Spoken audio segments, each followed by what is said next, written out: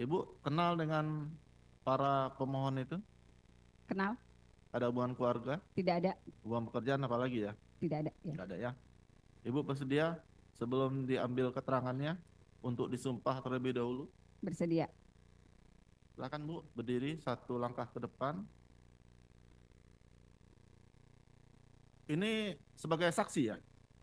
Betul yang mulia, sebagai saksi. Ikuti ucapan sumpahnya Bu ya. Bismillahirrahmanirrahim. Bismillahirrohmanirrohim. Demi Allah saya bersumpah Demi Allah saya bersumpah bahwa saya bahwa saya sebagai saksi dalam perkara ini sebagai saksi dalam perkara ini akan memberikan keterangan yang benar akan memberikan keterangan yang benar dan tidak lain daripada yang sebenarnya. dan tidak lain daripada yang sebenarnya. Silakan duduk Bu. Baik, Ibu Titin ini saksi yang saudara pemohon ajukan. Betul yang mulia. Ini akan menerangkan seputar apa ini? Menerangkan karena beliau inilah Bu Titin adalah yang pertama mendapatkan kuasa dari keluarga daripada terpidana saat itu untuk mereka dampingi sebagai kuasa hukum, dan beliaulah yang banyak mengetahui di awal, dan jalan cerita kami akan dengarkan peristiwa dari awal ketika Bu Titin menangani peristiwa kejadian 2016 yang lalu, yang mulia. Semua perkara ya? Semua perkara. Ya, silakan Pak. Sudah dimulai pertanyaan. Baik, selamat pagi Bu Titin. Pak Bu Titin sehat hari ini ya? Alhamdulillah sehat. Bu Titin, kita ingin mendengar langsung to the point saja. Yang pertama, bahwa apakah Bu Titin benar atau tanggal berapa Bu Titin mendapatkan kuasa dari keluarga para terpidana di awal dari sejak penangkapan 31 Agustus 2016 yang lalu? Mungkin Ibu bisa ceritakan. Ya, terima kasih. Mohon izin yang mulia. Sejak tanggal 31 malam hari 31 Agustus 2016, salah seorang yang ditangkap, orang tuanya datang ke kantor kami dan menyatakan anaknya ditangkap pada sore hari. Orang tua Eko Ramadhani, itu yang pertama. Selanjutnya, secara berturut-turut saya mendapatkan kuasa dari 7 tersangka lain dari tanggal 31 Agustus sampai tanggal 5 September 2016. Mohon izin yang mulia saya buka berkasnya. Boleh? Terima kasih.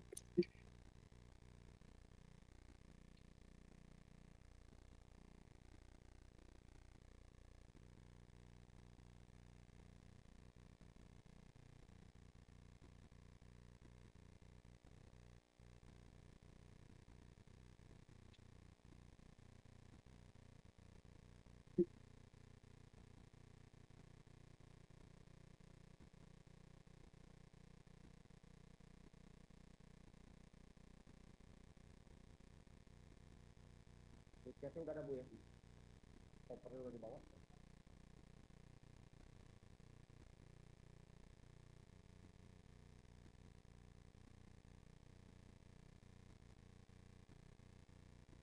Ini langsung ke Thailand.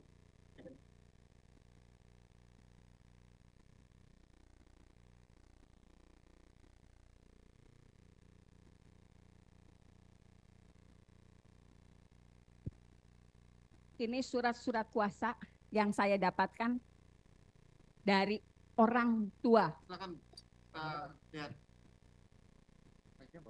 Kursinya kok. Silakan.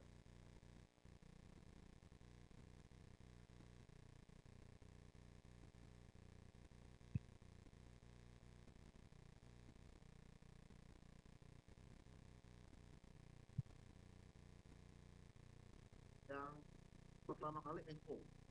Pakai mic-nya Bu. Yang pertama kali Eko, orang tuanya pada malam hari. Orang tuanya sudah datang pada malam hari. Kemudian itu berturut-turut tanggalnya. Tanggal 31 itu langsung tanda tangan surat kuasa? Tanggal 31 itu karena orang tuanya sudah datang, saya datang tanggal 1 September ke Polres Cirebon Kota. Enggak, maksud saya itu tanggal Tanggal 1 ditandatangani oleh Eko-nya. Eko. Ya. Oh berarti belum tanda tangan surat kuasa Ya. pada saat itu ya? Itu karena malam harinya orang tuanya datang memberikan identitas, saya ketik di tanggal itu. Nah yang lainnya ketik di tanggal yang saat ditandatangani. Kecuali Rivaldi. Kalau Rivaldi sudah dipegang pengacara lain. Rivaldi bukan ibu kuasanya? Bukan. Penasihat hukumnya? Bukan? Bukan. Jadi berdasarkan surat kuasa itu, saya datang ke Polres Cirebon Kota untuk bisa mendampingi semua yang sudah tanda tangan kuasa. Tetapi pada saat itu, anggota Polres Cirebon Kota tidak mengizinkan saya masuk, tetapi mengizinkan surat kuasa itu ditandatangani dengan cara dititipkan. Jadi saya menyatakan waktu itu saya dapat kuasa, kemudian dikomunikasikan, belum ada perintah dari komandan untuk didampingi oleh pengacara. Jadi surat kuasanya silahkan dititipkan dulu. Jadi setiap surat kuasa itu saya titipkan, diambil keesokan harinya dalam kondisi sudah ditandatangani oleh semua tersangka waktu itu. Jadi saya tidak pernah bertemu. Oke. Ada yang mau ditanyakan? Silakan Pak.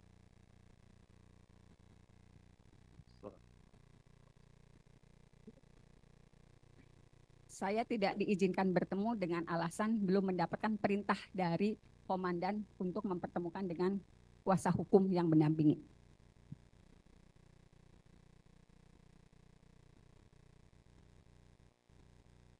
Ada pertanyaan? Ya, tanggal 1, tanggal 2, saya hampir setiap hari ke situ karena memang kan surat kuasa yang ditandatangani tanggal 2, saya serahkan tanggal 2. Untuk Gitu. Eko tadi tanda tangan? Kalau Eko dari malam, karena Eko pertama kali orang tuanya yang datang ke kantor saya. Tanggal 31 orang tuanya sudah datang, makanya saya ketik ini di depan orang tuanya, kemudian diperlihatkan tanggal 1-nya saya baru datang ke Polres Cirebon Kota. 1 September 1 September. 2016 ya? Ya, 2016. Saya serahkan waktu itu ke Bapak Imanuddin. Semuanya? Semuanya. Kan satu-satu Pak. Selain Eko? Ya. Oh Eko semuanya. juga termasuk juga? Semuanya diserahkan karena beliau kenal dengan saya bilang pokoknya Bu Titin titipkan saja, besok diambil kembali. Jadi semua kuasa itu diserahkan pagi harinya, besok paginya baru diambil kembali dengan kondisi sudah ditandatangani. Anggota Polres Cirebon Kota. Saya lupa jabatannya apa itu. Enggak lupa saya lupa. Cukup ya, sampai duduk Ya. aja kita. Siap. Silakan.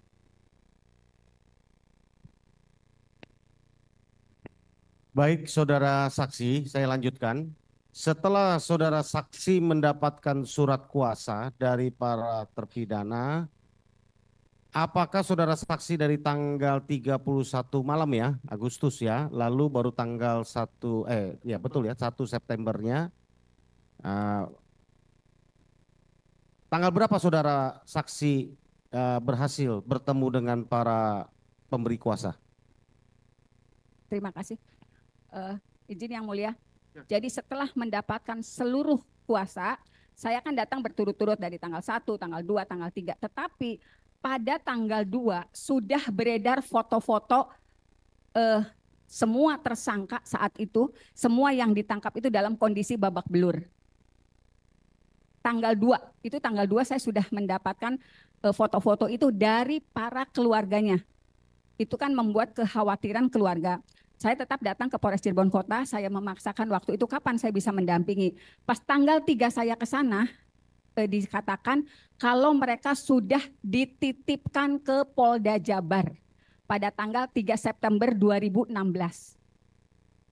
Tetapi kan karena memang belum seluruhnya yang nanda tangan kuasa, berarti di situ masih ada kuasa yang tanggal 5. Itu pun tetap ditandatangani. Silahkan yang mulia barangkali diperlihatkan kepada apakah 5 September. Atas nama siapa? Saya lupa yang mulia di situ sudah ini. Ya. Ini bukan? Ya. Ya. Ini tanggal 5. Ya, atas nama Jaya, ya. Ya. Apa betul ini surat kuasa? Ya, surat kuasanya ini. Ya. Ya. Ya. Ya, dua-duanya.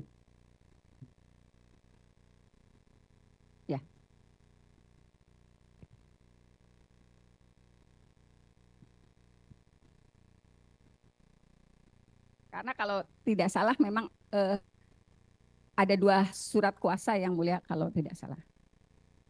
Oke, saudara saksi. Saudara saksi bisa perlihatkan foto yang saudara saksi diperlihatkan oleh keluarga ada? Ke depan Bu, ke depan Bu, diperlihatkan. Ke depan, maju. Pertama kali Ibu tanya nih. Pertama kali Ibu melihat foto ini kiriman dari orang tua siapa? Saya lupa karena semua keluarga punya foto ini sebetulnya. Ya, yang menunjukkan kepada Ibu nih ini. Saya lupa foto. waktu itu. Lupa? Saya lupa. Ya betul-betul lupa. Tapi ini dari keluarga yang ditangkap.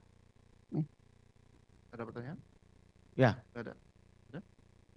Oke, Bawa lagi. cukup ya. Jadi foto yang sama kami juga ada miliki, jadi sudah sama Bu Titin. Jadi setelah saudara saksi menerima kuasa, ya, tanggal berapa saudara berhasil akhirnya menemui para pemberi kuasa? Saya tidak pernah ketemu kecuali pas rekonstruksi. Karena pada tanggal ketika tahu di Polda Jabar, saya juga mendatangi Polda Jabar pada tanggal 5. Kemudian tanggal 6 saya datangi lagi Polda Jabar.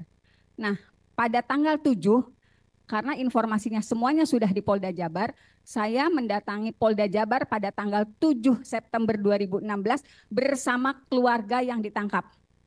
Nah, pada saat itu karena kekhawatiran orang tua waktu itu, orang tuanya udah nggak bisa ngelihat anak-anaknya, kemudian ada foto yang beredar. Akhirnya kami berinisiatif untuk melaporkan ke Propam Polda di tanggal 7 September 2016. Namun waktu itu saya tidak bisa mendampingi ke Propam Polda untuk buat laporan karena surat kuasa aslinya belum diterima oleh Polda Jabar. Jadi saya nggak ngerti surat kuasa asli yang saya serahkan di Polres Cirebon Kota nyangkut di mana. Untung sempat saya fotokopi dulu. Bu, saudara saksi, saya ingin melanjutkan tadi sebelum pertanyaan lain karena saudara saksi sudah menyinggung tentang laporan ke Propam Polda Jabar. Kami ingin mendengar keterangan dari saudara saksi, apakah laporan saudara saksi diterima, lalu apa proses lanjutan dari Propam Polda Jabar setelah menerima laporan dari saudara saksi? Bisa dijelaskan? Laporan ke Propam Polda Jabar tidak pernah ditindaklanjuti apa-apa. Saudara tidak pernah dapatkan surat pemberitahuan apa? Tidak sama sekali. Karena tidak pernah mendapatkan informasi apapun dari Propam Polda pada tanggal 13 September 2016. Saya juga bersama keluarganya melapor ke Komnas HAM. Saudara saksi pernah diperiksa di Polda Jabar di Propam? Enggak pernah. Sebagai pelapor? Enggak pernah. Enggak pernah ketemu? Enggak pernah. Selain waktu awal hanya melaporkan? Ya. Tidak ada tindak lanjut lain? Enggak ada. Tidak ada surat dari Polda Jabar Enggak ada sama memberitahukan sekali. tentang apapun dari Propam? Enggak ada. Tidak ada? Ya. Sampai bergulirnya kasus ini ya? Ya. Oke. Mohon dicatatkan mulia, ini keterangan sangat penting karena di dalam fakta persidangan ada kesan bahwa ini perkara Eko sudah pernah diperiksa secara etik di Propam Polda Jabar mengenai penganiayaan terhadap para terpidana terdahulu. Mengenai dari keterangan saudara saksi ini ternyata laporan dari kuasa hukum saat itu dari para terpidana belum pernah diproses laporannya di Propam Polda Jabar. Untuk dicatatkan saja di berita acara persidangan. Makasih yang mulia. Kemudian saudara saksi, kami ingin menggali lagi, bertanya, setelah tidak berhasil bertemu lalu saudara saksi ke Komnas HAM. Ya. Ya. Lalu apalagi yang saudara saksi lakukan? Ke Komnas HAM sebetulnya pengaduannya lebih rinci.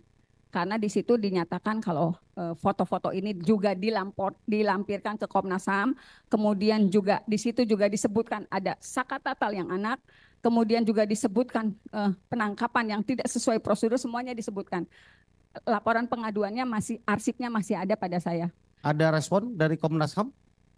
Responnya Komnas HAM pada tanggal 7 Januari 2017 mengirim surat ke Polda Jabar untuk mengklarifikasi apa yang saya sampaikan di tanggal 13 September 2016 ke Komnas HAM. Jadi setelah 4 bulan berarti ya? Ya. 4 bulan ya, baru 4 bulan. direspon ya? Bukan direspon, Komnas HAM mengirim surat kepada Polda Jabar untuk mengklarifikasi laporan saya. Iya, artinya baru direspon oleh Komnas HAM kan? Ya. Saudara saksi melaporkan kan bulan September. Ya, tanggal Baru 13 ada surat Komnas HAM ke Polda Jabar bulan Januari kan? Januari 2017. Ya, artinya 4 bulan sesudah saudara saksi melaporkan ke Komnas HAM. Ya. Sebelumnya tidak ada surat dari Komnas HAM atau apa? Tidak ada, karena surat itu juga diterimanya pada bulan Januari. Oke. Surat yang saudara saksi laporkan juga diterima bulan Januari maksudnya? Enggak, surat yang Komnas HAM meminta klarifikasi ke Polda Jabar, kan tembusannya Saudara dikirimkan juga saksi saya. punya dokumen ya, tanda menyerahkan surat ke Komnas Punya. HAM tanggal berapa ya? Oke. Punya semua. Makasih. Ya. Saudara saksi sesudah saudara saksi melaporkan ke Komnas HAM ya, kan dijawabnya di Januari. Lalu yang kembali ke September ya. Tanggal berapa akhirnya berhasil bertemu dengan para terpidana dan siapa? Saya tidak pernah bertemu dengan semua terpidana terdakwa waktu itu sampai mereka rekonstruksi. Tetapi pada tanggal 15 September 2016, karena kan saya juga nyimpen nomor handphone, waktu itu masih handphone model klip. Saya waktu itu berulang-ulang karena saya terus cari tahu siapa yang bisa saya akses di Polda. Saya orang Cirebon, nggak ada akses ke Polda. Akhirnya saya dikasih nomor penyidik Polda Jabar yang orang Indramayu. Pada tanggal 15 September 2016, karena saya terus memohon agar saya bisa mendampingi dan hanya pada penyidik yang dari Indramayu itu mau yang berkomunikasi dengan saya. Namanya Pak Dodi. Pada tanggal 15 September 2016, saya dikasih kabar besok Sakatatal tahap 2 tanggal 16 September 2016. Saya kaget, loh kok udah tahap 2? Karena informasinya tanggal 15, di dalam surat kuasa itu kan saya tergabung dengan pengacara senior. Waktu itu saya menyampaikan, Pak, di tanggal 15 September setelah saya nerima telepon akan ada pelimpahan tahap 2. Saya bilang, Pak, besok Sakatatal dilimpahkan tahap 2. Saya nggak pernah ngedampingin. Waktu itu pengacara senior bilang, Tin, kamu pegang perkara ini sendiri. Apapun resikonya, kamu pegang sendiri. Mohon maaf, saya nggak bisa nyebutnya nama karena udah almarhum. Kemudian, kenapa Bapak nggak mau sidang? Si AA Karunya sudah dipanggil. Saya nggak usah pakai mic yang mulia.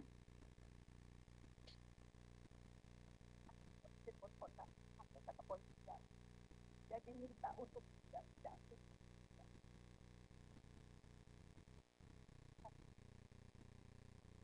Pakai mic aja Bu.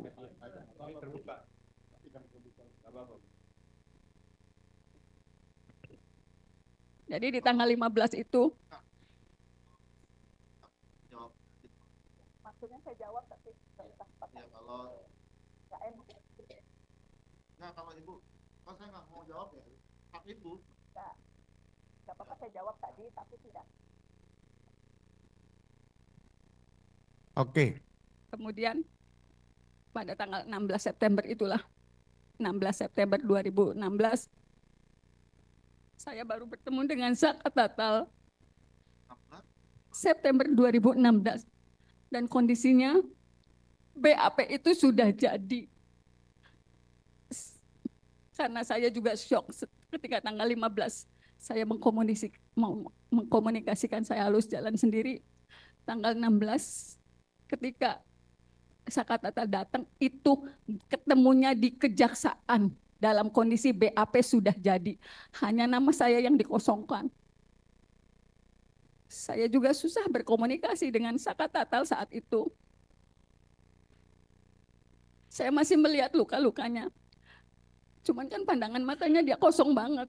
Saya susah, saya nanya apapun, dia juga nggak ngerti saya pengacaranya.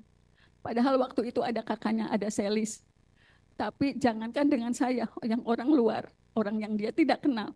Dengan Selis juga, Saka, kamu apa yang terjadi? Dia nggak bisa cerita. Saka masih anak-anak waktu itu 15 tahun. Pandangan matanya kosong. Dia seperti berada di dunia yang dia nggak ngerti. Saya susah berkomunikasi. Saya baca BAP itu betul. Saya waktu itu mengambil resiko yang terbesar. Kalau saya nggak tanda tangani, walaupun saya tidak mendampingi, saya sudah dikasih kabar kalau ibu udah nggak mau tanda tangan sekarang, Sakatatal akan didampingi oleh pengacara yang ditunjuk oleh negara. Itu yang bikin saya berat karena saya dari tanggal 1 udah nyari mereka. Akhirnya walaupun saya betul tidak mendampingi saat BAP, di tanggal 16 itu saya tanda tangani karena sebelumnya juga saya sudah dikasih kabar ya akan berjalan sendiri dan resiko apapun harus diambil. Kalaupun ini saya berdampak pada profesi saya sebagai pengacara, saya siap dihukum. Saya siap menerima sanksi dari profesi advokat karena memang saya menandatangani itu. Karena saya juga udah berusaha banget untuk mendapatkan mereka sebelum saya ketemu Sakatatal di tanggal 16 September. Dan itu sebetulnya ditandatangani itu di Kejaksaan Kota. Kejaksaan Kota Cirebon di kantornya. Saya ruangannya lupa, tapi itu memang ditandatangannya di kantor kejaksaan. Nah setelah itu, kalau tidak salah, jaksa waktu itu membuat satu dokumen lagi yang menyatakan kalau Sakatatal melakukan pemukulan. Itu pun saya nggak bisa konfirmasi ke Saka, betul nggak kamu melakukan itu? Karena betul-betul Sakatatal dalam kondisi yang susah diajak bicara. Saya tahu banget bagaimana dia ketakutannya saat itu. Jadi ada berkas lagi, tapi dokumennya saya nggak punya karena itu kejaksaan yang pegang, yang menyatakan Sakatatal memukul. Saya juga terpaksa menandatangani, kalau tidak ditandatangani, Sakatatal akan dipilihkan pengacara yang ditunjuk oleh negara. Baik, saudara saksi, sekali lagi saya ingin mengkonfirmkan saudara saksi masih punya BAP-nya Sakatatal yang saudara mengaku menandatanganinya di kantor kejaksaan tanggal 16 September supaya kita konfirmasi.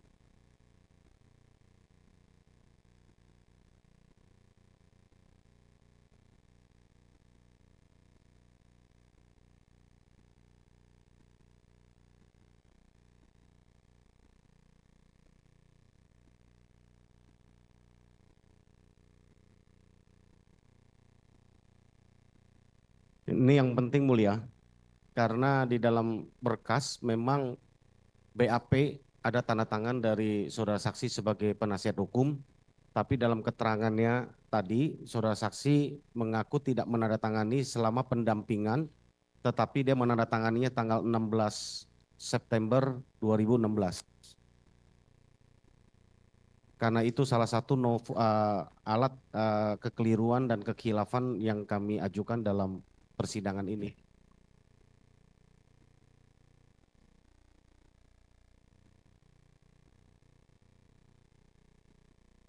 Ada. Oke, ini aja Bu. Mungkin dihadirkan aja. Ya ini aja sama aja. Coba tanya tanda tangan Ibu bukan.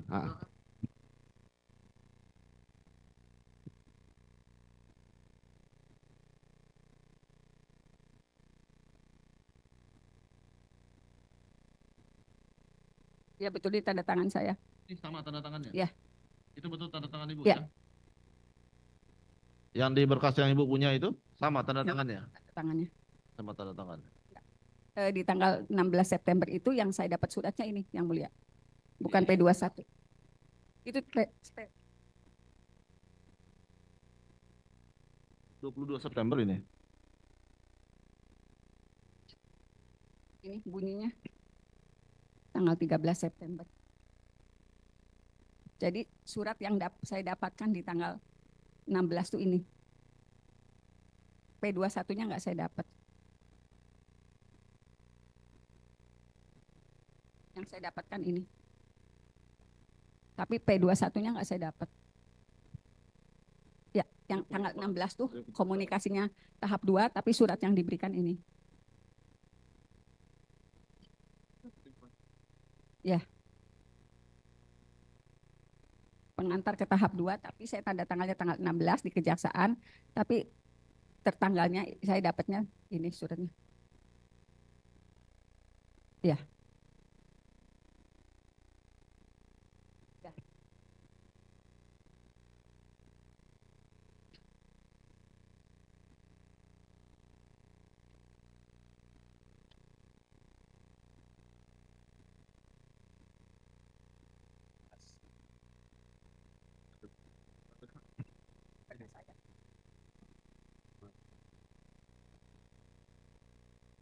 Ini sudah tanda tangan sudah jadi. Sudah jadi. Karena kalau saya tidak tanda tangan, kata kalau ibu nggak tanda tangan akan didampingi oleh pengacara yang ditunjuk negara.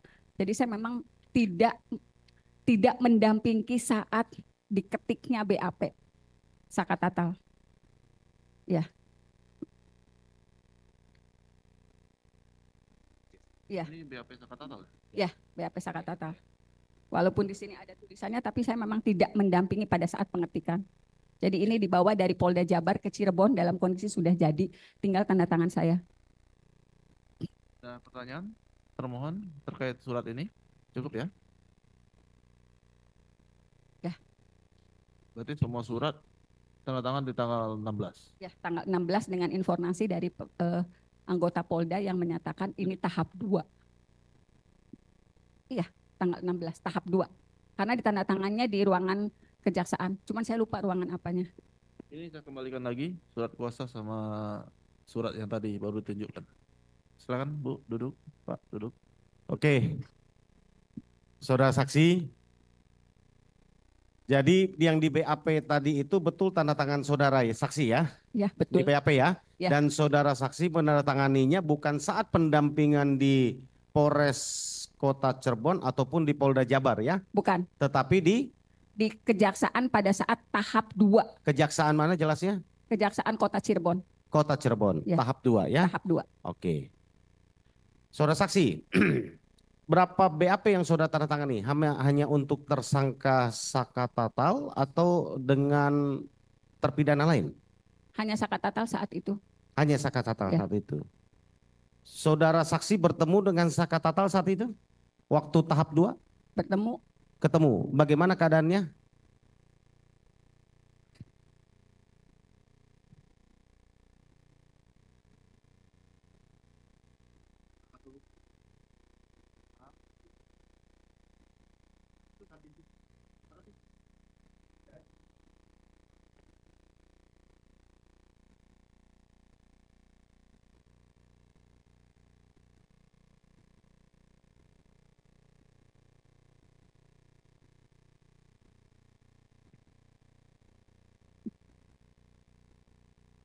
Saat itu Sakatatal memang sangat sulit diajak bicara. Jangankan oleh saya, tetapi juga oleh keluarganya. Waktu itu ada Selis. Saya waktu itu ngomong ke Selis, coba diajak ngomong, bener enggak seperti itu. Sakatatal cuma geleng-geleng kepala, tapi dia nggak jawab apa-apa.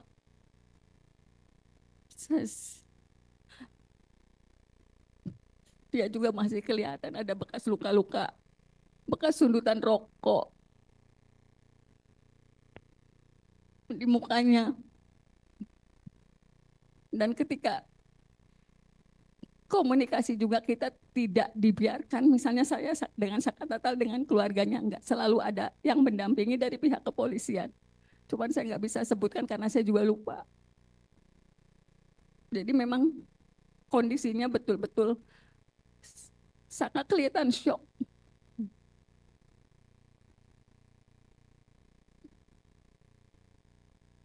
Dia menerima perlakuan yang luar biasa karena dia sempat menulis di secari kertas yang disampaikan kepada keluarganya. Teteh, saya disiksa, disetrum, disuruh minum air kencing. Cuma kalimat itu yang dia tulis di kertas kemudian dikasih ke keluarganya. Cuman untuk komunikasi dia nggak bisa sama sekali. Dan kejadian itu sampai November 2016.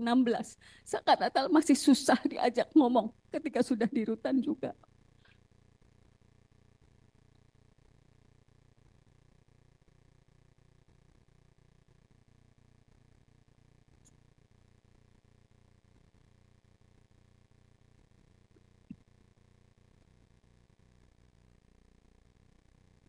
Sudah, saudara saksi, cukup.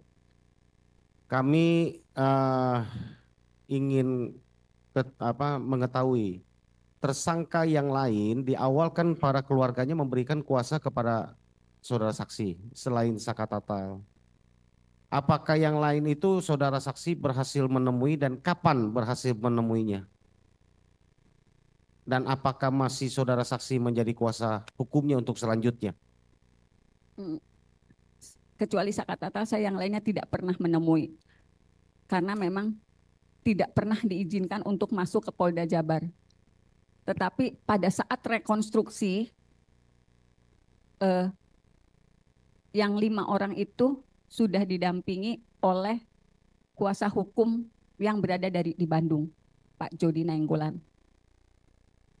Apakah Pak Jody tidak terkonfirmasi mengenai kuasa yang diberikan oleh saya nggak paham. Tapi pada saat rekonstruksi barulah saya dan keluarga semua terpidana melihat anak-anak itu dibawa ke Cirebon. Termasuk Sudirman? Ya, termasuk Sudirman. Kami mendengar saudara saksi pernah di dalam podcast mengatakan saudara dekat sekali dengan Sudirman. Bagaimana bisa ceritakan terpidana Sudirman?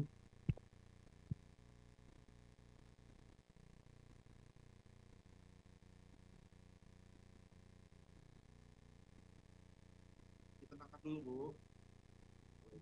Nah, kalau Ibu mau minum, silakan di luar. Saya kasih tempat. Kalau di sini mungkin duduk. Nggak boleh duduk. Kalau mau di Ibu, Pak saya izin angkat diri mau minum dulu ya. Habis kok.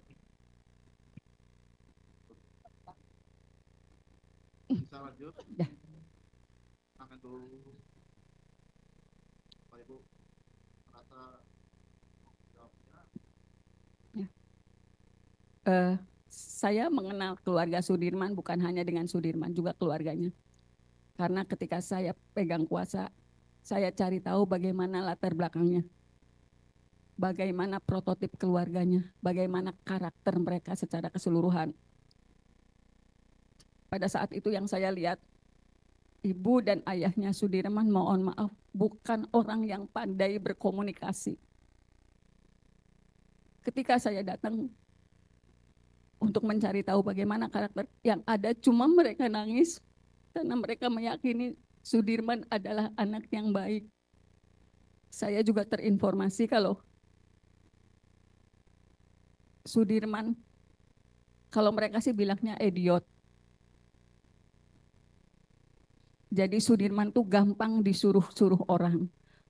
Kalau dia main bersama teman-temannya, dia lebih sering dibully dan disuruh ngapa-ngapain, misalnya ngambilin minum, ngebeliin jajan. Itu Sudirman tipenya seperti itu. Tetapi saya juga dapat informasi dari yang lain, dari tetangganya, Sudirman tidak pernah bergaul dengan yang lain. Jadi dia di rumah, kemudian ke musola, selalu sholat berjamaah, dan mainnya tidak jauh dari lingkungan rumah. Oke. Itu yang saya terima dari keluarga Sudirman. Walaupun untuk informasi itu pun saya sangat sulit menggalinya karena memang keluarga Sudirman itu, mohon maaf kalau saya bilang, mungkin gennya untuk tingkat kecerdasannya tidak terlalu luar biasa. Saya melihatnya seperti itu karena sampai hari ini pun kalau saya berkomunikasi dengan ibu bapaknya itu sangat sulit. Sulit untuk mereka mau berkomunikasi dengan baik. Saya harus pelan-pelan. Apalagi ibunya sama sekali, misalnya Sudirman dulu kayak gimana, belum apa-apa dia udah nangis. Gimana saya mau menggali masalah Sudirman ke ibunya. Saya dapat informasi semuanya dari kakaknya, Beni. Itu yang masih bisa menceritakan bagaimana Sudirman sebenarnya. Jadi mohon maaf kalau di lingkungan sekitar itu Sudirman jadi bahan-bahan olokan karena dia, kalau orang Cirebon ngomong anak idiot itu. Karena Sudirman itu lulus SD ketika dia berumur 17 tahun. Jadi nggak naik kelasnya sampai empat kali. Oke, makasih saudara saksi. Pertanyaan saya terakhir, bagaimana saudara saksi bisa menceritakan keadaan dalam ruang sidang dan kapan khususnya Sakatatal ya? Nah, itu tanggal berapa dimulai sidangnya, lalu diputusnya kapan, saksi apa saja yang dihadirkan, dan bagaimana situasi sidangnya? Itu yang dari saya, mungkin bisa diceritakan. Sakatatal sidang tanggal 3 Oktober 2016. Putusannya tanggal 10 Oktober 2016. Hanya 7 hari sidangnya? Ya, setiap hari. Untuk kasus 340, itu yang pertama disidangkan ya, 1 bulan setelah dia dilakukan penangkapan. Tanggal 31 Agustus ditangkap, 3 Oktober Sidang. sudah disidang. Ya, tanggal 10 sudah putusan. Tanggal 10 Oktober sudah putusan. Ya. Ya, lanjut cerita.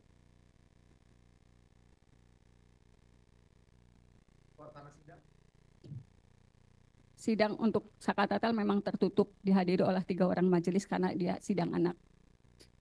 Tetapi kondisi di luar sidang kami mendapat tekanan yang luar biasa. Karena waktu itu, karena yang dihembuskan adalah isu geng motor yang memiliki kekejaman luar biasa, itu pula, dan mereka sangat sadis, itu pula yang disampaikan oleh Hakim Ketua, Ibu Etik waktu itu ketika ditanya wartawan. Geng motor kekejamannya sangat sadis. Saya masih punya clippingnya. Saya masih pegang clipping korannya. Jadi setiap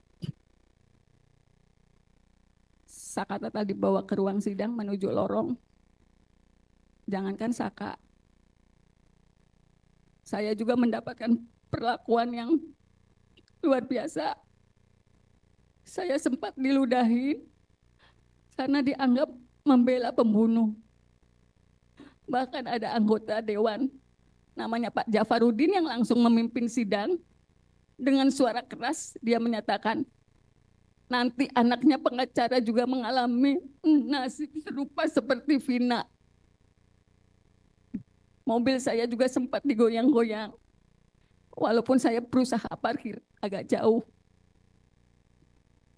Kemudian intimidasi itu kami rasakan betul karena saksi-saksi alibi yang dihadirkan itu datang tanggal jam 9 pagi, tetapi sidang baru menjelang maghrib. Kita kondisi sudah sangat lelah, psikologis kami juga sudah rusak. Karena semua saksi juga sepertinya sudah ada yang menginformasikan kalau saksi-saksi itu akan meringankan Sakatatal. Jadi saksi juga mendapat perlakuan yang sama. Kemudian dari Kejaksaan Tinggi juga hadir di ruang sidang Sakatatal. Aparat dari kepolisian selalu bersenjata lengkap di dalam ruang sidang Sakatatal. Di pintu ruang sidang Sakatatal. Kemudian pada sidang dewasa ternyata kondisinya lebih parah lagi. Karena saya juga menjadi kuasanya Sudirman. Sebetulnya di ruang sidang dewasa itu 2 perkara sekaligus dijadikan 1. Nomor perkara nomor 4 dan nomor perkara nomor 3. Jadi walaupun saya pegang perkara nomor 4 atas nama Sudirman yang bergabung dengan bekas perkaranya Hadi dan kawan-kawan, tetapi saya juga bisa menyaksikan digelarnya sidang Eko dan Rivaldi yang di berkas terpisah. Karena waktu itu majelis mengizinkan, udah daripada mondar-mandir ibu diam aja di dalam tapi tidak bertanya karena bukan perkara yang dipegang.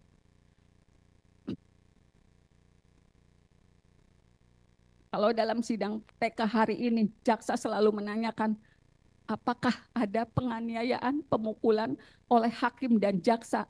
Sebetulnya saya yang bisa bercerita. Secara psikologis kami dirusak betul-betul oleh penyidik yang masuk dengan membawa pistol untuk memberikan keterangan. Dan jaksa sama sekali tidak pernah memerintahkan pistol itu ditaruh. Justru yang ngomong pistol itu disimpan karena kekhawatiran justru dari pengacara. Kemudian juga ada seorang penyidik, ada seorang anggota kepolisian yang waktu itu dijadikan saksi. Karena sebetulnya di sidang dewasa, anak-anak sudah menyatakan, saya disiksa, saya disetrum, terpaksa mengakui sesuai BAP karena sudah ditulis di papan tulis. Itu sebenarnya sudah disampaikan di sidang 2016. Saya disuruh minum air kencing, sebetulnya sudah, dan itu saya cantumkan dalam pledoi saya sebetulnya.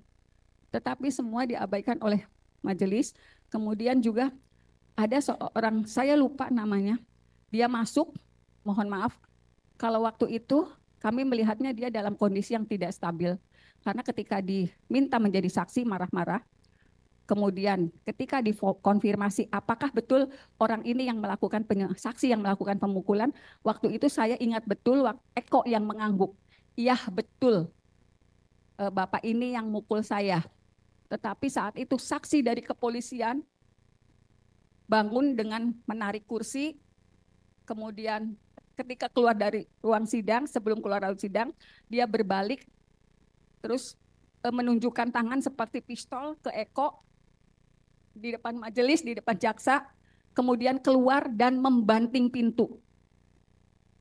Itu yang saya sebut penganiayaan secara psikologis. Dan itu tidak siapapun berani menegur. Hakim waktu itu menjelaskan, mohon maaf, harap dimaklumi karena yang bersangkutan sedang sakit. Jadi hakim yang membela pada saat itu ketika, ya saya lupa orangnya, saya lupa siapa. Jadi hakim ketua yang menyatakan dimaklumi aja karena yang bersangkutan sedang sakit. Demi Allah saya katakan itu yang sebenarnya. Ada Cindy Sembiring yang juga hadir di ruang sidang dan merupakan pengacara Rivaldi. Boleh dikonfirmasi ke semua termohon.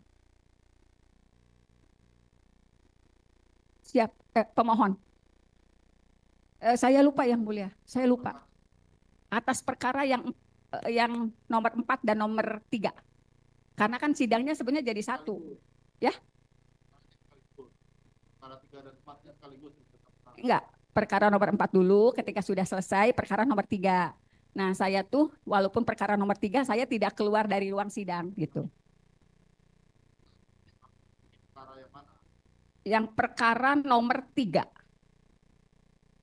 atas nama Eko, karena waktu itu Eko yang langsung ditunjuk oleh yang bersangkutan. Yang mulia, boleh kita minta konfirmasi dari pemohon Eko untuk berkaitan dengan kesaksian tadi untuk menguatkan betul apa tidak supaya kita confirm. Nanti Pak, kan ada tanggapannya. Oh ya, kalau diizinkan mulia, maksudnya untuk. Di akhir persidangan kita. Ya makasih. Ada lagi pertanyaannya? Dari saya cukup mulia. Silakan kalau ada tambahan. Saya nambahkan satu aja Bu Titin Busa sebagai saksi. Ibu kan megang sakat tatal untuk perkara anak dan Sudirman. Kapan Ibu terima berkas perkara? Karena sebagai kuasa kan kita harus punya berkas untuk kemudian kita bisa membuat pledoi dan lain sebagainya. Terima kasih yang mulia, saya jelaskan. Pada saat pada saat 3 Oktober 2016 saya sudah mengajukan permohonan untuk meminta berkas salinan berita acara. Mohon maaf suratnya masih ada, boleh diperlihatkan? Boleh. Karena biasanya saya bikin rangkap 2.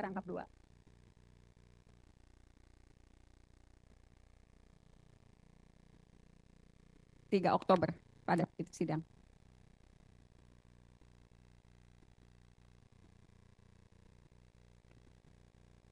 Ini yang sakat tatal.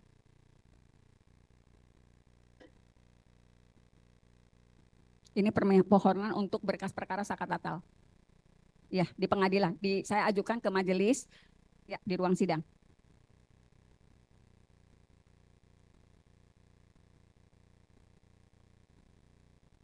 Ya, ke majelis hakim.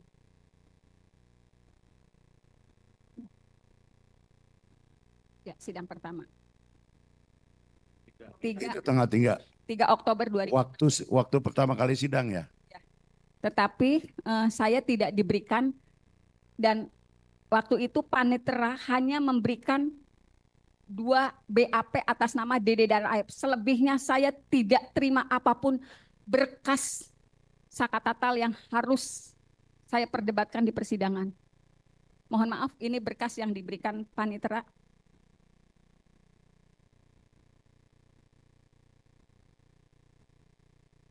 Diberikan. Ya, Ya, Ibu. Ya. tanggal 4 diberikan ini, hanya ini 2 macam ini. Ya, karena setiap hari sidang. Depannya mana ya? Ya, ini Aep.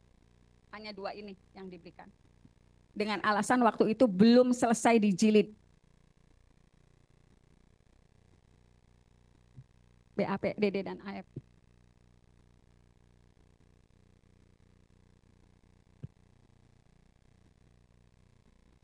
Ada.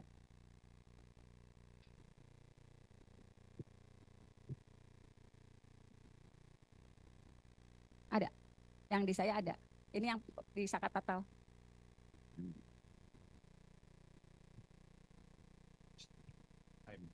Ya.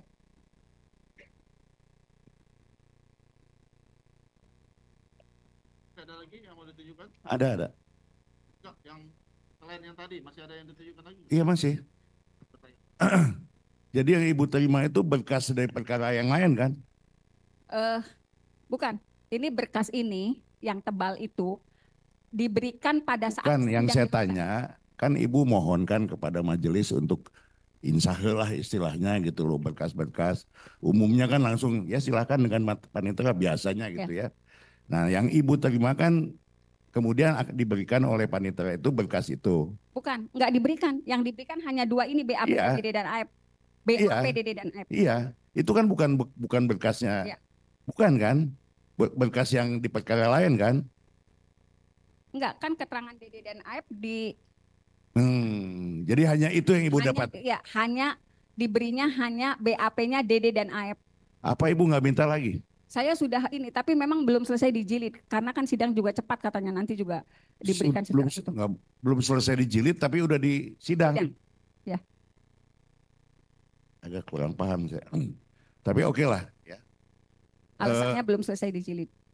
Tapi sudah disidangkan. Iya. Berapa kali Ibu minta permohonan untuk mengkopi atau Ya, setiap menginsahil sidang juga saya berkas? minta ke panitera, kan kalau surat resminya sudah saya berikan ke majelis. Tetap sampai akhir sidang tidak diberikan kecuali yang 2 ini. Ya, kecuali BAP-nya Dede dan Aep. Kan memang kalau sidang anak itu Cepat. peradilannya cepat ya Bu. Ya kalau seminggu saya pikir nggak masalah juga gitu. Pertanyaan saya adalah bagaimana Ibu membuat pembelaan untuk perkara ini? Kan Saya Ibu nggak pegang berkas. Ya. Fakta persidangan juga apa adanya gitu. Bagaimana Ibu bisa merunut dari awal kejadian sampai adanya pembunuhan? saya membuat pledoi itu berdasarkan keterangan saksi yang sebetulnya terus diarahkan. Jadi gini, pada sidang Sakatatal yang dimintai keterangannya itu Sakatatal terlebih dahulu.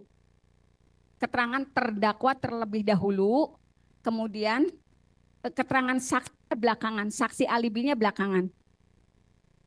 Jadi saya membuat pledoi ini hanya berdasarkan keterangan-keterangan di sidang. Tetapi karena keterangan Sakatatal sebagai terdakwa diminta lebih dahulu, ketika saksi bersaksi hanya majelis waktu itu Ibu Etik selalu mengatakan Saka sudah ngaku. Jadi semua diarahkan sesuai dengan BAP. Bahkan ketika salah seorang saksi menyatakan pada pukul 10 malam itu Sakatatal ke bengkel, saya ingat betul.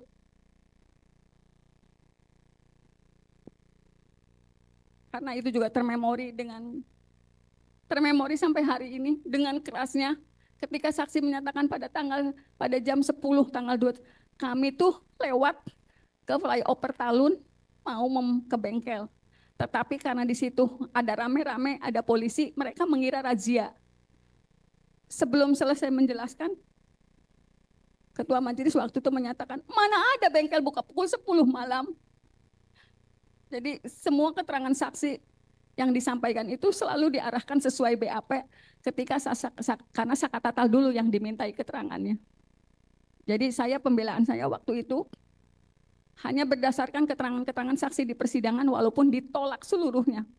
Kemudian seperti yang saya sampaikan tadi pada tanggal 15 September 2016 saya sudah harus menghadapi sendiri ketika saya menyusun pledoi. Itu kan nomor perkara yang dicantum. Saya ngetik pledoi itu, tetapi nomor perkara yang dicantumkan waktu itu nomor perkara 16. Karena ngetiknya di kantor, mungkin waktu itu karyawan tuh masukinnya nomor pendaftaran surat kuasa. Saat saya menjadi kuasanya Sakatatal 195 itu nomor surat kuasa. Ketika saya membacakan pledoi, setelah itu hakim menolak dengan alasan tidak pernah memeriksa perkara nomor 195, padahal itu nomor surat kuasa. Jadi saya pada saat pembelaan dianggap tidak melakukan pembelaan. Karena kita menyatakan banding, saya terima berkas banding jaksa tanggal 26 Oktober 2016. Karena kan banding. Saya nerima berkas banding jaksa tanggal 26 Oktober 2016. Karena tetapi jaksa menyerahkan memori banding itu tanggal 24 Oktober 2016. Saya baru terima berkas memorinya tanggal 26. Saya menjawab memori banding, kontrak memori banding jaksa sekaligus menyerahkan memori di tanggal 31 Oktober 2016. Tetapi dalam putusan di tingkat banding, ternyata memori banding dan kontrak memori banding saya oleh pengadilan negeri tidak pernah diserahkan ke pengadilan tinggi. Saya punya dokumennya kalau saya pernah menyerahkan memori banding dan kontra memori banding, tetapi oleh pengadilan negeri. Punya dokumennya mana coba?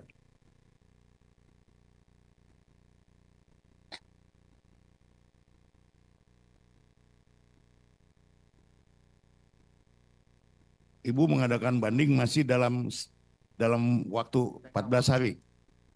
Tenggang 14 hari itu. Atau setelahnya. Ya, enggak ya. 7 hari. Ya. Anak. Kan waktunya 7 hari.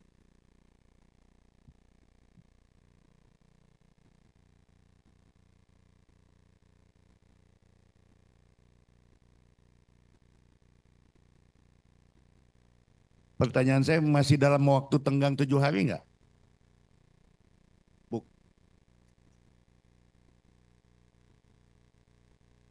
Ada waktu vonis, langsung ibu menyatakan banding gitu.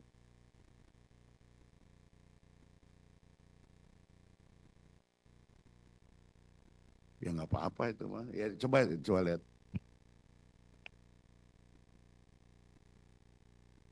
Nggak, kita mengkorek ini supaya kita tahu bagaimana peradilan pada waktu itu berjalan gitu loh. Apakah sesuai dengan KUHAP atau dan lain sebagainya gitu. Silakan.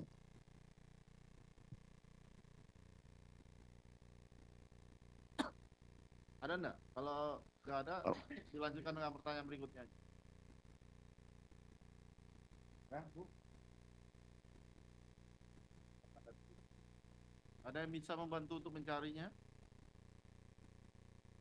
Sementara Ibu Titin ini lanjut untuk memberikan keterangan.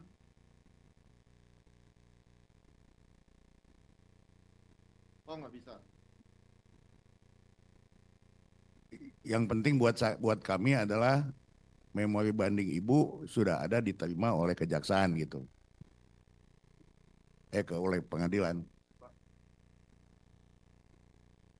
Ini memori banding. Sebelumnya ibu nyatakan di sidang, kan ditanyakan haknya anak pada saat kan anak kan, apakah terima, menolak, atau menerima pikir-pikir atau mengajukan banding. Ya. Dan pada saat di persidangan ibu menyatakan langsung ya. akan mengajukan banding. Ya. Namun pada saat itu belum diserahkan memorinya, ya memorinya. kan? Ya. Karena jaksa banding saya banding. Baik. Jaksanya banding juga banding. Ya. Jaksa banding ya. Penuntut umum pada saat itu banding. Banding juga. Baik. Jadi kita sama-sama banding. Ini memorinya. Ya. Sidangnya diputus tanggal 10. Tanggal 10. Ya, menurut Ya. keterangan Ibu tanggal 10 tadi kan. Ya. Ini kapan dikirimnya? Ibu serahkannya kapan ke pengadilan? 1 November. 1 November. 1 November. Ini diterimanya 1 November. Tanggal 31 saya ininya. Saya lupa itu. Diputus tanggal 10. Ya. Ibu serahkan ke pengadilan tanggal berapa ini? Kalau ini terimanya tanggal 31 sebetulnya.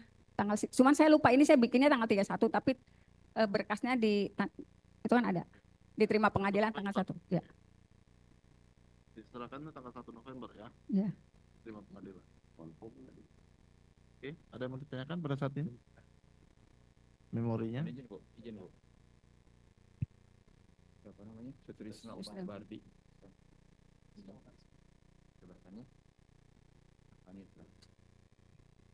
Dulu sebentar.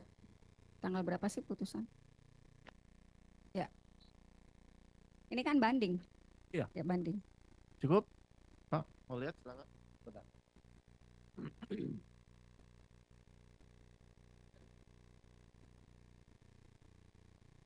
Cukup ya?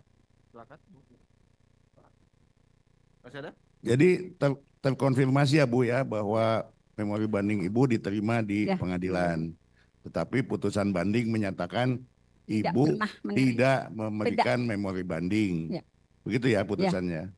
Mohon dicatatkan majelis. Satu lagi nih. Ini soal pembelaan. Saya terus terang saya lamalah saya jadi pengacara ya. Dan tidak pernah menemukan yang seperti ini. Karena ini bukan masalah prinsip. Itu masalah teknis, salah ketik dan masalah itu. Betul, Ibu tidak diterima pembelaannya. Betul, karena tertuang dalam putusan. Tertuang dalam putusan, kami tidak pernah memeriksa nomor perkara sekian. Tertuang dalam putusan di pengadilan negeri. Oleh karena kesalahan teknis yang soal nomor itu tadi. Bukan Ya. nomor perkara tapi nomor kuasa. Nomor kuasa. Karena dalam memori banding juga saya menyatakan kalau saya salah mengetik walaupun itu nomornya nomor kuasa yang dikeluarkan di pengadilan, tetapi jaksa melakukan yang sama, mengeluarkan surat yang dikeluarkan oleh kejaksaan tapi diterima oleh pengadilan. Sebenarnya saya sudah nyampaikan itu. Ya, saya juga sering kali, bukan Ya. satu puluhan kali bahkan lah. Itu Kalau ada dituangkan dalam kesalahan itu putusan. biasanya di renvoy. Karena dipanggil. materinya materi pembelaan sidang itu Ya, sebetulnya. gitu loh. Oke, nggak apa-apa. Ya. Memang faktanya seperti itu Ya. ya. Karena dituangkan dalam putusan, kami tidak pernah memeriksa nomor perkara sekian, ada di dalam putusan 195 sekian. Padahal itu daftar surat kuasa saya mendampingi Sakatatal di persidangan. Ibu kan kuasa pada waktu itu yang melihat dan merasakan lah bagaimana. Menurut Ibu itu kriminalisasi atau bagaimana? Bagaimana Ibu menilainya? Sebetulnya Karena akibat itu kan ini di penjara seumur hidup tuh. saya yang hadir di situ di 2016 sebetulnya saya yakin Pak Majelis. Saya yakin nggak pernah ada peristiwa pembunuhan dan pemerkosaan yang tertuang dalam dakwaan. Karena ternyata saat berjalannya proses dari dakwaan saja sudah banyak masalah. Misalnya gini, pada dakwaan Sakatatal itu Peggy yang disebut DPO oleh jaksa disebutkan turut melakukan pemerkosaan. Tetapi di dakwaan nomor 4, Peggy hanya meraba-raba. Silakan itu diperiksa oleh kejaksaan. Jadi orang yang sama, di peristiwa yang sama, melakukan tindakan berbeda di dakwaan Sakatatal dan di dakwaan 5 terdakwa waktu itu. Di dakwaan Sakatatal itu Peggy turut memperkosa yang pada akhirnya dibebaskan di Prapin. Tetapi di dakwaan orang dewasa, Peggy hanya meraba-raba dan itu terkonfirmasi ketika Polda Jabar melakukan jumpa pers ketika Peggy tertangkap. Kemudian saya melihat itu rekayasa karena anggota kepolisian dari Polsek Talun yang melakukan olah TKP itu tidak pernah mengakui berkas yang disodorkan di pengadilan mengenai jatuhnya korban karena judulnya pembunuhan dan pemerkosaan. Jadi waktu itu anggota Polsek Talun sudah menyatakan darah itu hanya berada di tubuh korban laki-laki, di tubuh korban perempuan. Kemudian juga ada serpihan daging di tiang PJU. Kemudian juga ada warna motol yang nempel di median jalan.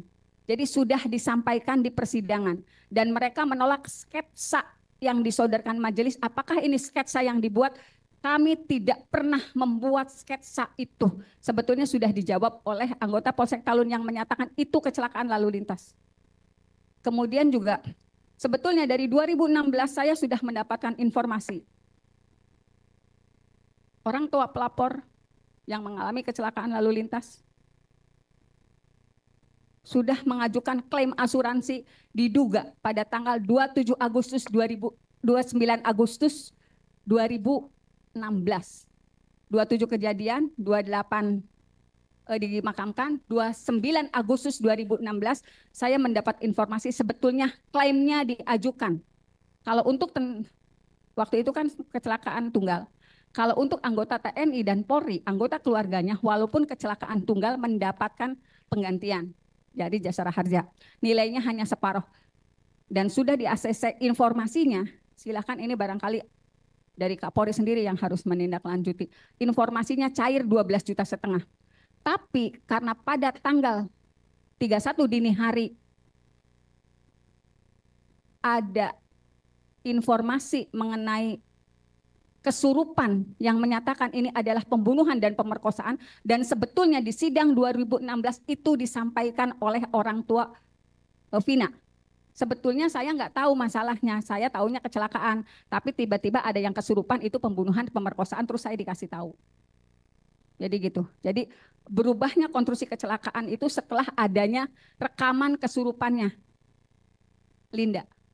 Tapi waktu itu tidak disebutkan nama Linda. Di persidangan hanya disebutkan temannya Vina ada yang kesurupan dan menyatakan ini pembunuhan dan pemerkosaan. Itu disampaikan di persidangan oleh orang tua korban, dan saat itu orang tua korban perempuan meyakini informasi dari kepolisian karena mereka memberikan rekaman itu kepada anggota kepolisian. Ya, tadi Ibu belum menjawab apa yang saya maksud. Kan Ibu yang merasakan dan melihat, dan Ibu yang menjadi kuasa pada waktu itu, sehingga A sampai Z-nya tentu Ibu tahu. Nah, dalam persidangan karena ini menyangkut predikat kita sebagai kuasa hukum, maka ini saya perlu pertanyakan. Kenapa saya perlu pertanyakan? Ini jadi pelajaran untuk yang akan datang. Hal-hal seperti ini tidak boleh lagi terjadi. Kalau ada yang menyatakan bahwa ini kemudian jadi peradilan sesat, terserahlah ya. Tapi saya menyatakan jangan lagi terjadi hal seperti ini.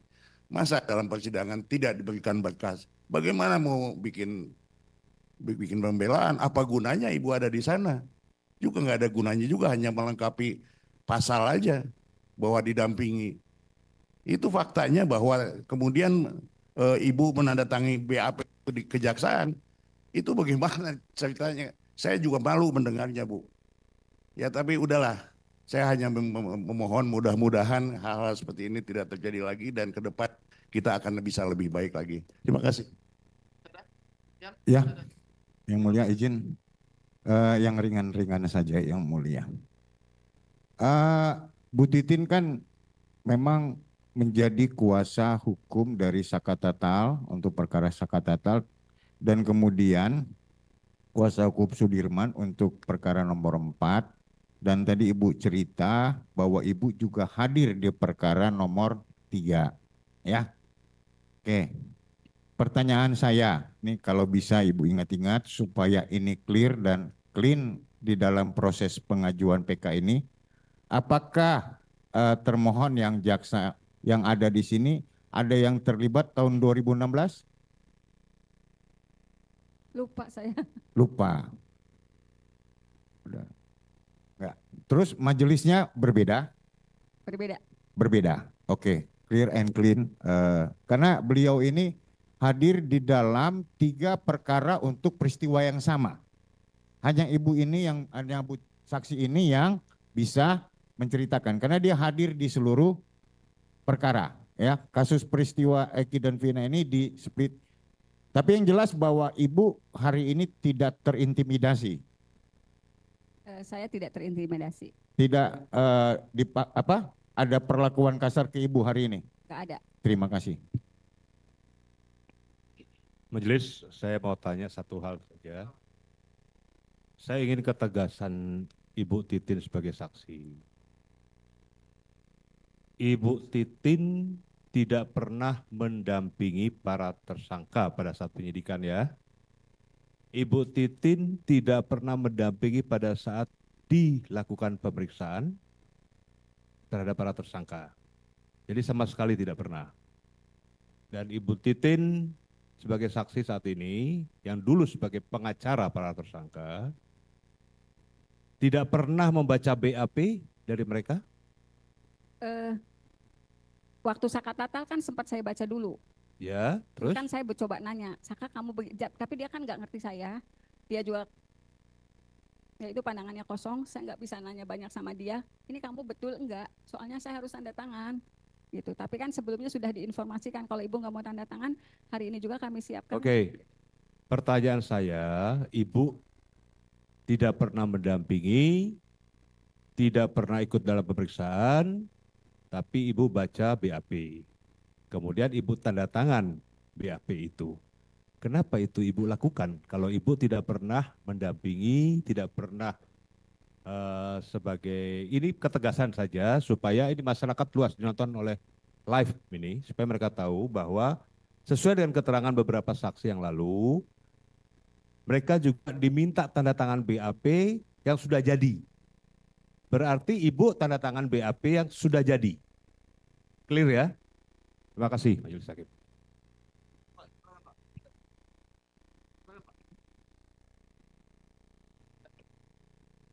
Baik, terima kasih Yang Mulia. Saudara saksi, miris saya dengarnya, melihat dengarnya. Saudara saksi, upaya apa yang Anda lakukan pada saat dalam pemeriksaan itu? Yang tidak bisa mendampingi, atau membuat surat kah? Atau protes? Atau mengadu kemana? Saya ingin penjelasan itu. Ya. Sebetulnya saya nggak ngomong banyak hal yang saya lakukan dengan cara saya melapor ke Propam Polda, ke Komnas HAM. Sebetulnya saya berharap banyak dari institusi itu karena laporan-laporan yang saya sampaikan. Karena kan tidak pernah ada yang tahu kalau para orang tua tersangka saat itu sangat berharap saya bisa mendampingi anak-anaknya. Sangat berharap karena mereka juga keyakinan tidak pernah melakukan perbuatan yang dituduhkan. Mereka sangat berharap. Walaupun dalam kondisi berat, saya mendapatkan tekanan saat persidangan. Saya juga jauh sebelum sidang, orang tua daripada tersangka ini terus-terus memohon agar, karena mereka yakin anak mereka tidak salah. Saya juga sebut karena saya orang media, saya juga sempat memohon kepada media. Ini ada yang salah dari perkara ini. Saya pernah jadi redaktur di perusahaan besar Pak, Pikiran Rakyat. Suami saya juga pernah jadi ketua PWI. Saya berharap dengan posisi saya sebelumnya, sebelum saya jadi pengacara, saya berharap dapat support dari teman-teman saya di media saat itu.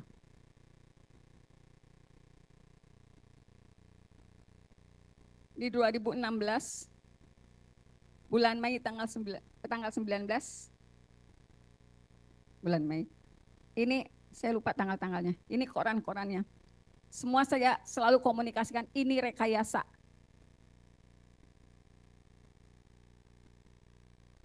Saka susah diajak komunikasi, saya selalu katakan ini ke media. Tetapi ketika saya menyatakan, boleh? Baca Bu, kalau Ibu begitu. Baca. Ayo, Bu.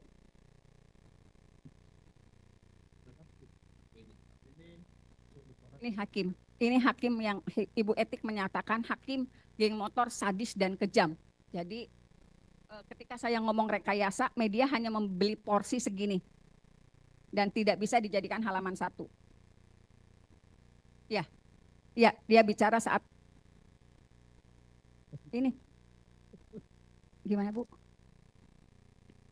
Ya, sidang dewasa. Ini bulan Mei ini. Itu pada saat hakim menangani perkaranya Sakatatal. Dia membuat keterangan pers. Kemudian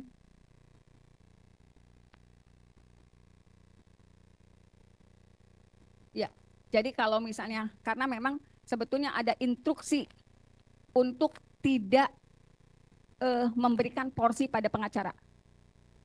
Saya mendapat informasi itu dari salah satu wartawan media, dipanggil oleh institusi tertentu, kemudian dikatakan tidak usah porsi pengacaranya diambil, blow up saja kekejaman geng motornya. Waktu itu wartawan tersebut menyatakan yang pegang perkara ini Bu Titin, dia dedemitnya wartawan, ini nomor handphonenya. Dikasihinlah ke orang yang melarang itu. Ya, ya.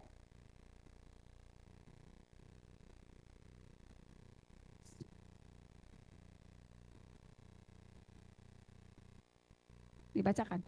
Iya. Iya. Tapi ditolak semua. Setelah melakukan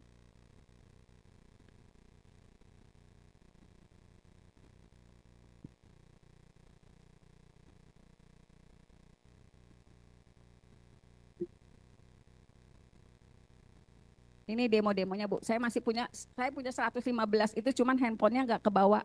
Ada 115 foto. Ini demo di depan pengadilan. Ya. Enggak, yang di pengadilan itu yang anggota polisi yang mengacungkan tangan, tapi ke Eko. Karena waktu itu Eko mengatakan, ya saya dianiaya oleh orang itu. Gitu.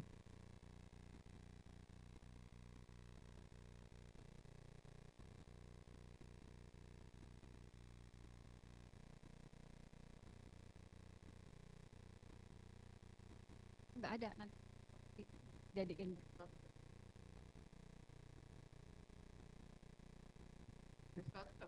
Gimana? SK itu Sakatatal. Saka.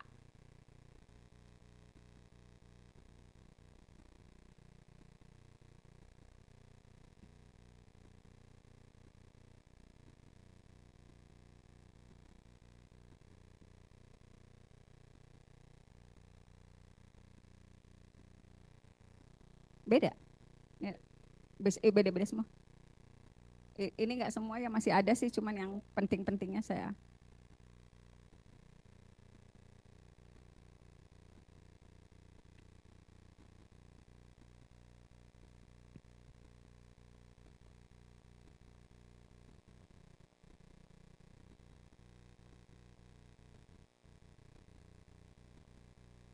Ini nih, yang dakwaan berubah tuh ada.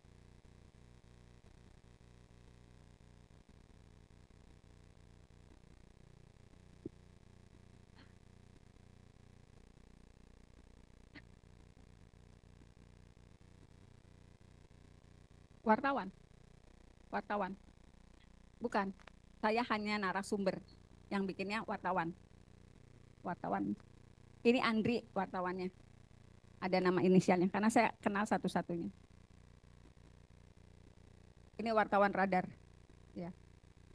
Karena kan kalau wartawan kan posnya, kalau saya pengadilan punya wartawan sendiri, biasa kepolisian kejaksaan satu wartawan, kemudian ekonomi wartawan lain gitu. Jadi kalau wartawan kriminal pasti kejar timpol, dulu istilahnya kepolisian kejaksaan kehakiman.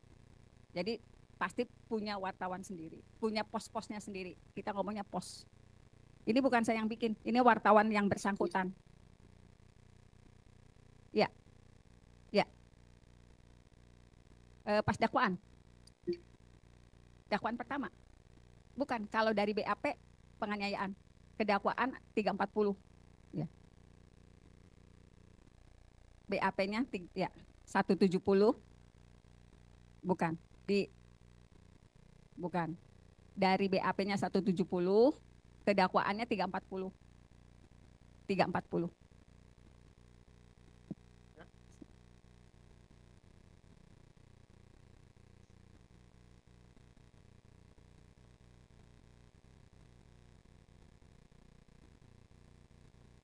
Baik.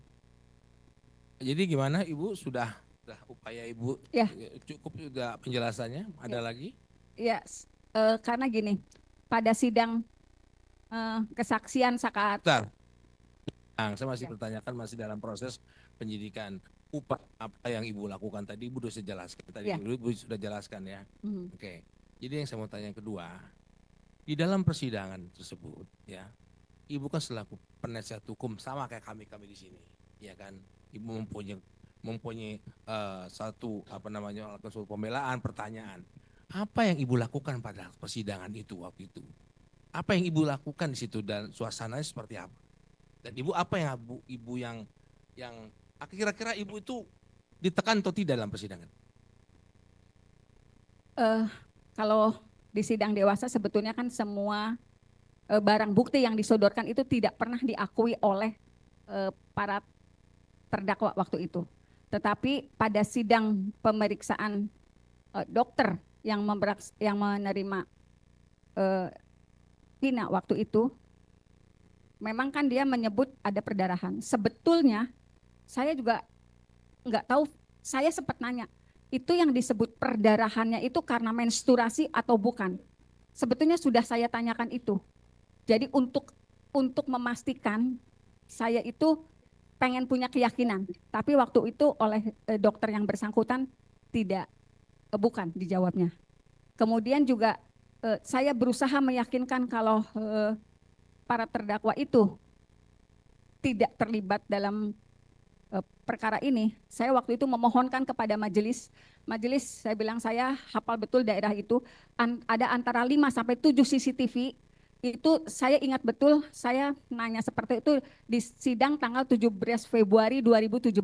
Saya meminta agar majelis memohonkan kepada jaksa, meminta kepada jaksa untuk menghadirkan CCTV. Nah, saat itu yang dihadirkan kan para orang yang melakukan penangkapan. Waktu itu dijawab di sidang 17 Februari 2017, kalau CCTV itu sudah ada, tetapi tidak bisa dibuka karena gelap. Itu yang pertama, jawaban anggota yang melakukan penangkapan. Karena waktu itu saya gini, untuk meyakinkan saya sebagai kuasa hukum, kalau peristiwa itu ada, untuk meyakinkan majelis, untuk meyakinkan jaksa, saya mohon CCTV daerah itu dibuka karena ada 7 CCTV di situ.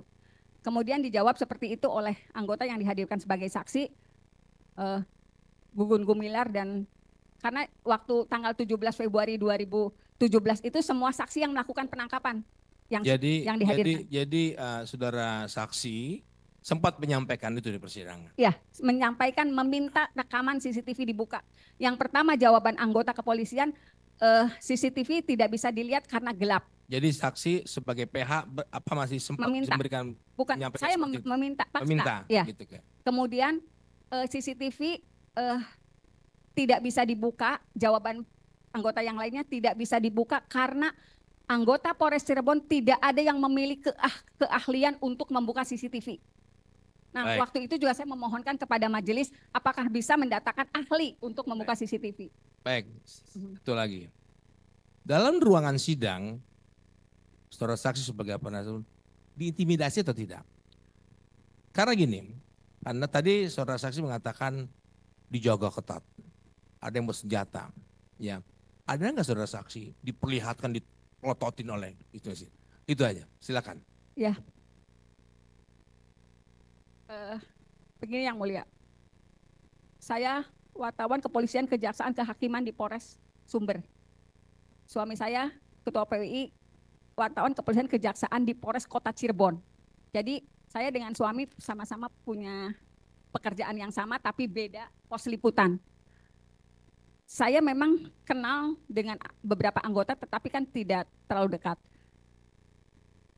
Saya paham betul ketika misalnya saya datang, ada anggota yang megang senjata, kemudian juga ketika saya masuk, dia ngelihat saya dengan cara yang sangat Di mana berdiri? Di mana? Di dalam? Di luar atau di langsung pengunjung atau di dalam atau di mana? Kan berdirinya di pintu sidang, di pintu. Dalam pintu persidangan masuk. Mulai seperti ini? Iya. Jadi kalau saya masuk nongkrongnya di depan pintu, sambil begini sambil pegang Sidang sudah dimulai? Ya. Sidang sudah dimulai? baru pas masuk sidang. Nah itu selalu seperti itu pada sidang Sakatatal. Jadi semua Artinya suara saksi Ya. diplototin atau bagaimana? ya diplototin. Jadi nggak nyaman lah ya suara Nggak saksi. nyaman. Jadi Ah. suara saksi sebagai penasihat hukum nggak nyaman ya, perasaan diintimidasi. Dan itu agak berubah ketika rekonstruksi. Saya ingat betul peristiwanya ketika rekonstruksi. Saya waktu itu minta diantar suami Enggak, saya. maksud saya yang di dalam persidangan aja, bukan rekonstruksi. Ya, maksudnya kan gini, sama kan ketika rekonstruksi kan sama. Sama, misalnya kondisinya semua pengacara tuh mendapat perlakuan tidak nyaman karena semua gerakannya tuh seperti diperhatikan betul. Nah, ketika rekonstruksi, saya mau ngambil berkas, saya minta kunci lah ke suami saya. Saya bilang, ngambil kunci. Kebetulan suami saya sedang ngobrol dengan anggota Polres Kota Cirebon. Terus tanya, itu siapa? Istri saya. Hah? Istri kamu? Nah dari situ melototnya mulai berubah. Gitu. Jadi mungkin tahu suami saya juga wartawan dan ketua PWI. Kemudian jadi mulai enggak sekeras dulu ketika dia belum tahu istri dari ketua PWI itu. Dari awal keras banget, tapi setelah itu agak turun. Jadi sebetulnya kenapa saya ingat betul karena buat saya juga tekanannya luar biasa majelis. Sebetulnya kalau misalnya yang tahu hadir di situ bukan cuma pengacara kok, jaksa juga dalam kondisi tertekan. Saya yakin betul kita betul-betul tidak nyaman ketika bersidang. Kalaupun mohon maaf sekarang jaksa bersikeras tetap meyakinkan peristiwanya ada. Sebetulnya jaksa yang hadir di situ nggak nyaman tahun itu. Yakin gitu, saya sih yakin betul. Sekarang bagaimana kita misalnya hakim tidak bisa memarahi ada anggota yang membanting pintu di ruang sidang dengan alasan maklumi saja. Padahal waktu sidang Sakatatal dalam catatan saya yang dihadirkan itu Supri dan Jaya. Itu menyatakan saya terpaksa mengakui karena ditodong pistol oleh Bapak Rudiana. Ada kok di catatan saya walaupun memang tidak terakomodir dalam putusan. Itu di mana ditodongnya? Waktu itu kan diminta sebagai saksi. Bukan di Betul. persidangan. Bukan di persidangan saat di Polres Cirebon Kota. Saya terpaksa. Sebentar saya lihat catatan dulu. Ingat-ingat aja Bu ya, terus ya saya mau Nanti korek saya terus. bongkar catatannya. Oke. Karena dia menyatakan saya ditodongi pistol oleh Bapak. Tapi Ibu Rudiana. sendiri sempat ditodong nggak? Ya. Ibu sempat ditodong nggak? Dibentak-bentak nggak? Kalau saya Saksi. enggak, cuman memang pandangan ajanya yang kabuk. Saya bilang, kenapa kemarin ngelihat saya kayak mau nelen? Saya sempat ngomong gitu sih ke anggota kepolisian. Kenapa sih ngelihat saya kayak orang menelen aja gitu. Gitu. Baik Yang Mulia. Cukup, makasih. Satu aja ya. Izin majelis. Sebagaimana tadi kita sudah dengar ya dan juga kesaksian daripada saudara Sakatatal dan para terpidana yang lain memang tidak pernah ada pendampingan dalam BAP penyidikan mereka ketika di Polres ya. Jadi prinsip Miranda Rules itu memang tidak diterapkan.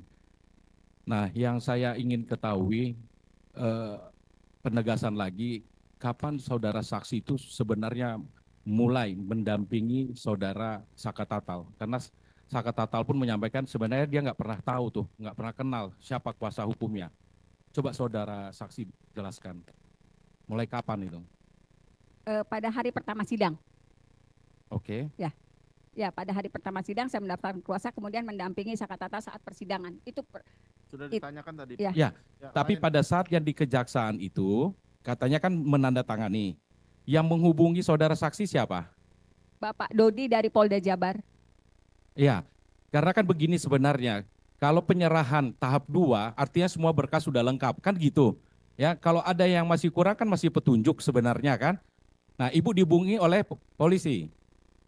Ada tidak dorongan dari yang bersangkutan mengatakan bahwa isi BAP itu benar? Sehingga Ibu tanda tangan. Ya seperti disampaikan, ini Saka sebenarnya sudah mengakui Bu. Dia bilang kok udah tahap 2, saya bilang kan saya belum mendampingin. Yang dewasa juga sudah mengakui semua perbuatannya. Jawabannya seperti itu. Itu. sudah disampaikan, ya. Oke, terima kasih. Terakhir ya. Satu aja. Saya tadi nangkep penjelasan saksi soal ada saksi penangkapan yang dihadirkan. Artinya itu saksi yang menangkap, kan? Ya kan?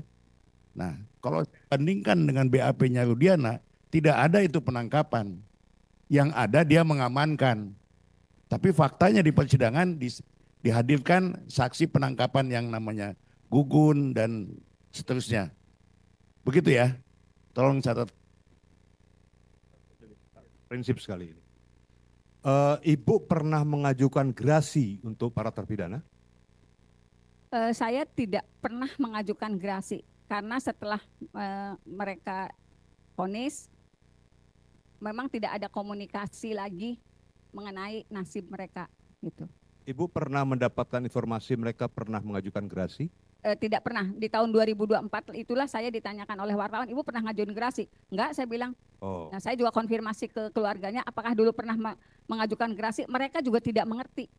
jadi para terpidana pun tidak pernah mengajukan gerasi ya? Kalau Melalui pengacaranya tidak. melalui pengacara tidak ya? Tidak. Oke, makasih. Cukup ya. Silakan dari termohon. Ada pertanyaan? Silakan Pak. Cukup ya. Cukup. Dari pemohon ada yang mau ditanggapi keterangan Ibu ini? Eko, Eko. ada yang ditanggapi?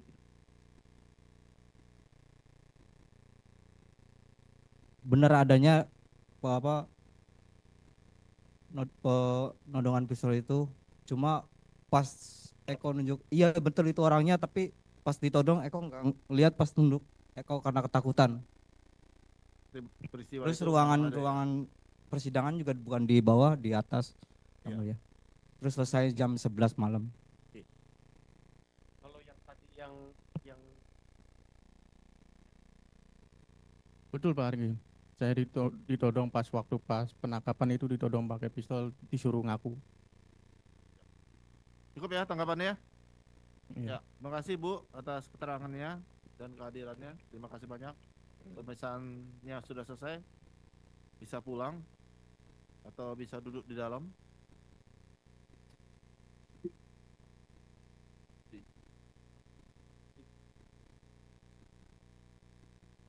Dipersiapkan buktinya Pak. Kita lanjut bukti Rivaldi.